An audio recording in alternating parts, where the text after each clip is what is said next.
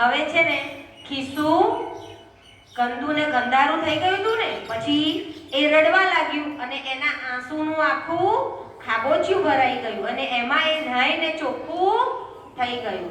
હવે છે ને નાહીને ચોખ્ખું તો થઈ ગયું, પણ આપણે નહીએ ત્યારે કેવા હોઈએ? કોરા નીકળીએ.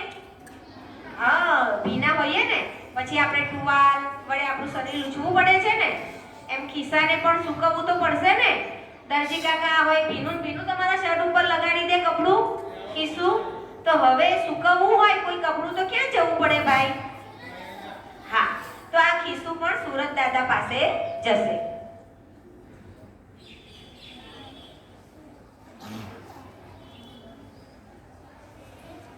આય બચુડા, બીજ નહીં. જો મારી ગરમીનો ફાયદો લઈ લે વાલુડા, તું તો ભીંજાયેલું છે.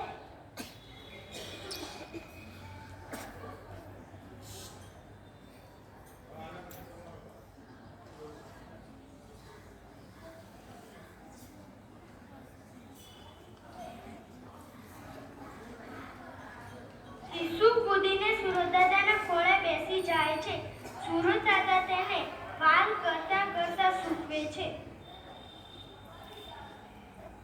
જુઓ, હવે ખિસ્સું સુરત દાદાને જુએ છે. સુરત દાદા એને વાલ કરતા જાય છે અને એટલે વાલ કરે છે એટલે સુરત દાદાનો તડકો પડે છે અને ભીના કપડાં સુકાઈ જાય ને એમાં ખિસ્સું સુકાઈ જાય છે. દાદા, હવે હું સુંદર લાગુ છું નહીં? ના, તું હવે વાલું વાલું લાગે છે બચુડા.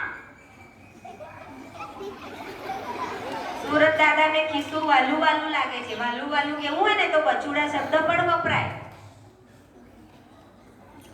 ખિસ્સું વરખાતું વરખાતું દરજીભાઈની દુકાને જાય છે. જુઓ, હવે આ ખિસ્સું છે ને તમારે શર્ટ ઉપર કંઈ લગાવવું હોય, કંઈ સાંધવું હોય તો કોની જોડે જવું પડે? દરજીભાઈ. જો આ દરજીભાઈના સાધનો છે. આ મેજર ટેપ છે જેના વડે માપ લેવું પડે. આપણા ગમે તેમ ના થાય, 1 ઇંચ આગુ પાછું થાય ને તો તમારી મમ્મી તરત જ ડ્રેસ આપી આવશે પાછો દરજીભાઈને કે ભાઈ મને ખુલ્લો પડે છે, મને ફિટ પડે છે. અને હવે એને કાપવા માટે આવી કાતર હોય હે ને, અને સીવવા માટે શું હોય? સોય દોરો. ને દરજીને સીવવું હોય તો શું હોય? સંચો હે ને દરજીને સીવવાનું. દરજીભાઈ, મને નવા બુશકોટ પર બેસાડી દો ને. શું કરચલી વાળું છે? મારે તારું કામ નથી. ચાલ ભાગ અહીંથી. કિસ્સુ રડતા રડતા ધોબીની દુકાન પાસે આવે છે. તેનું રડવાનું ચાલે છે. જુઓ, હવે તમે કપડાં સીવો ને તો દરજીભાઈ હોય ને એ કરચલી વાળા કપડાં ક્યારેય નહીં સીવે. એને પહેલા શું કરવું પડે?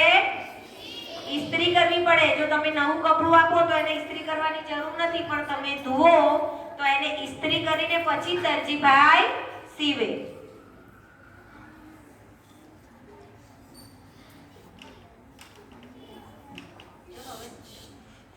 ધોબી કાકા, મને કરચલી પડી છે એટલે દરજી કાકા મને નવા બુશકોટ પર બેસાડતા નથી. એ બચુડા, ભાગ અહીંથી. તું તો કેવું ગંદુ અને ગંધારું છે.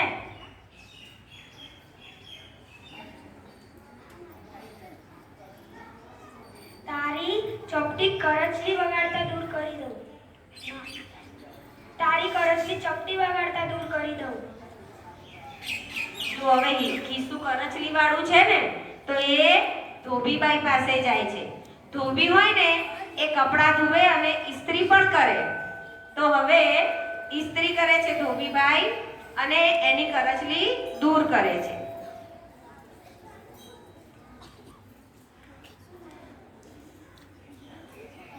ઓ બાપ રે, હું તો દાઝી ગયો. ચૂપ ચૂપ. Thank you. આવજો. તમે તો કમાલ કરી. હું કડક અને ફાકડું થઈ ગયું. જુઓ, કપડાને ઇસ્ત્રી કરીએ ને કપડાને ઇસ્ત્રી કરેલી જોઈ છે તમે પહેરો છો ને? હા, ઇસ્ત્રી કરી એટલે બધી જ કરચલી દૂર થઈ જાય અને કપડાં એકદમ કડક અને ફાંકડો એટલે એકદમ સુંદર મજેદાર પહેર્યો હોય ને તો આપણો રૂવાબ વધે હે ને? કિસ્સુ દરજીની દુકાને જાય છે. હવે ઇસ્ત્રી થઈ ગઈ, ચોખ્ખું થઈ ગયું. હવે ફરી પાછું ખિસ્સુ કોની પાસે ગયું ભાઈ?